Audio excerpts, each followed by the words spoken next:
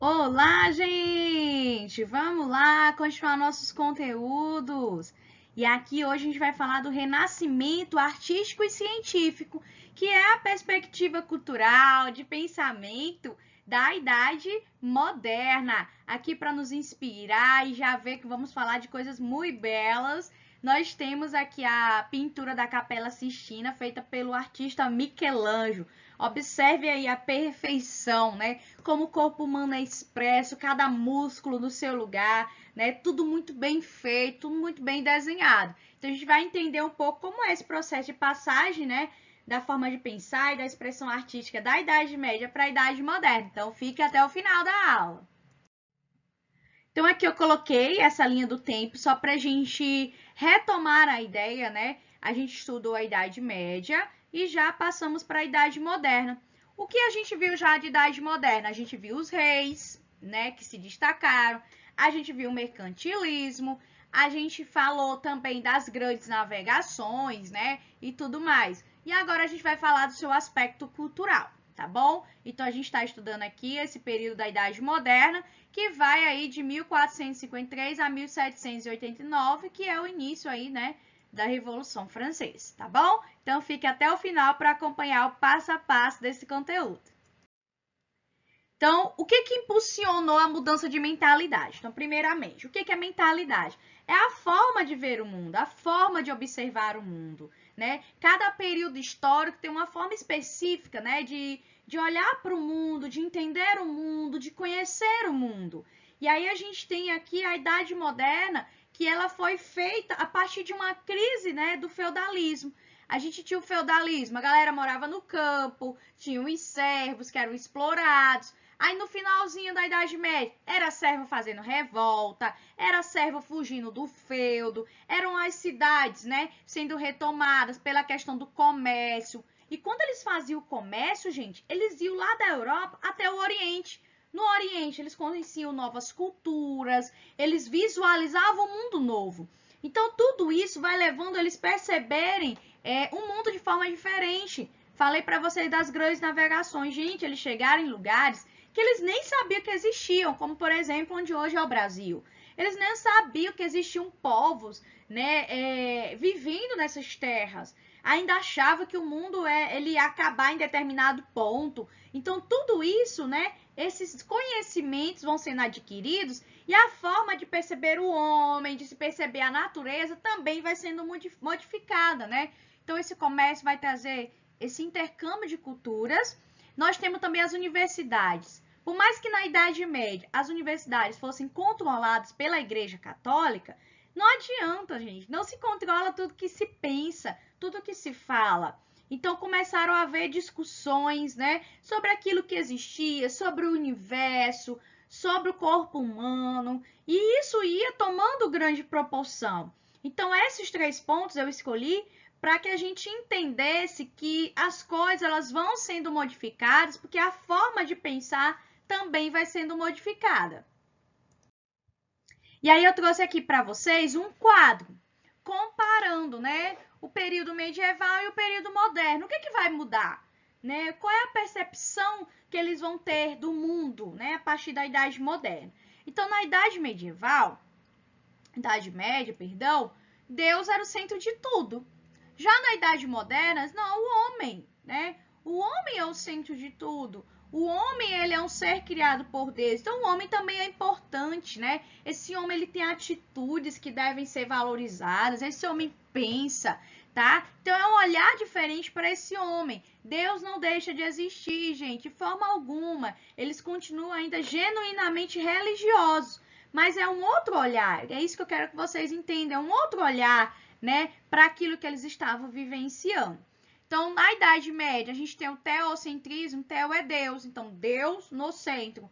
Lá na Idade Moderna, a gente tem o antropocentrismo. Antropo é homem, então, ó, antropo é homem. Então, é o homem no centro, tá? É o homem que deve, né, condicionar a sua própria vida. Na Idade Média, eles acreditavam que até o destino, né, tinha essa ideia de destino, era Deus.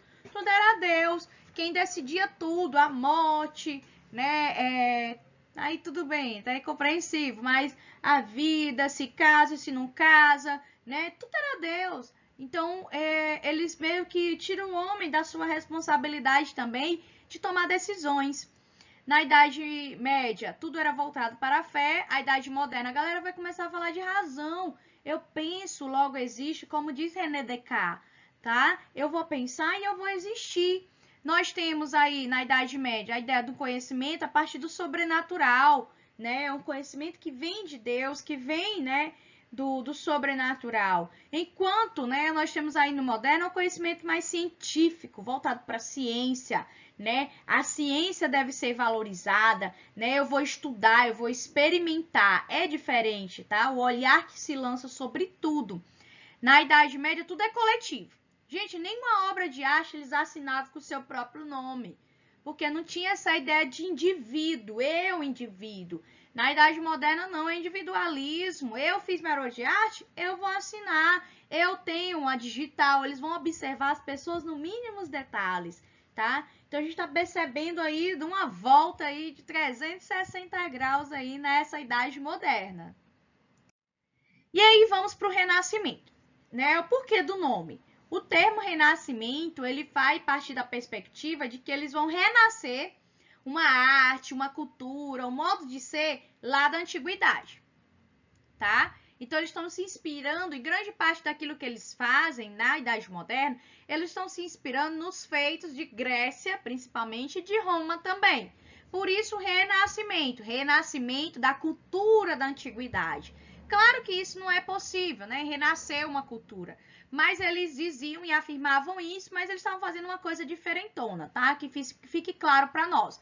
Tem o humanismo como característica. O humanismo é o estudo do homem, né? Se o homem vai estar no centro, ó, olha aqui a característica importante, né? O antropocentrismo. Se o homem vai estar no centro de tudo, né? Se o homem vai estar dentro de toda essa perspectiva, né, que eles têm, então tá ótimo.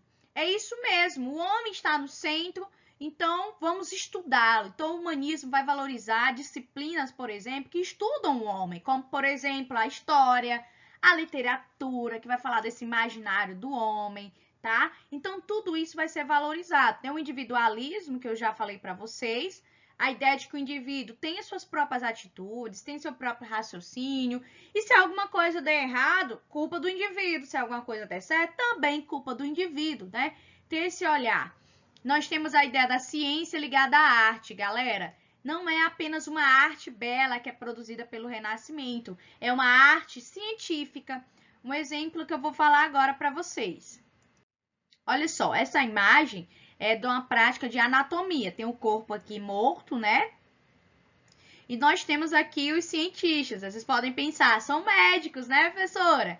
Alguns são artistas. Por quê? Os artistas queriam conhecer o corpo humano como inteiro. Detalhe, gente, era proibido, tá, pela igreja abrir corpos, né? Porque o corpo era considerado sagrado. Então, como é que eles faziam? Roubavam corpos do cemitério, tá? Roubavam corpos, escondiam-se para fazer esse processo de anatomia. Alguns médicos, né? Alguns artistas. É por isso que a obra de arte desse período, ela tem cada músculo no seu lugar. As obras de arte da Idade Média não tinha nem a proporção do corpo correta. O coração eles desenhavam às vezes no meio da barriga, né? Então eles não tinham uma noção do que era realmente o corpo humano, né? Os artistas medievais.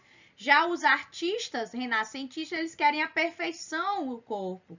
Então, eles vão colocar cada músculo no seu lugar. Um grande exemplo é Leonardo da Vinci, né? Leonardo da Vinci, ele vai produzir suas obras a partir de um estudo minucioso desse corpo humano, tá? Então, é isso essa aula. A gente, na próxima aula, vai finalizar esse processo. Então, não deixe de estudar Renascimento, conteúdo maravilhoso. E olha, se cuidem, fiquem em casa, tá, galera?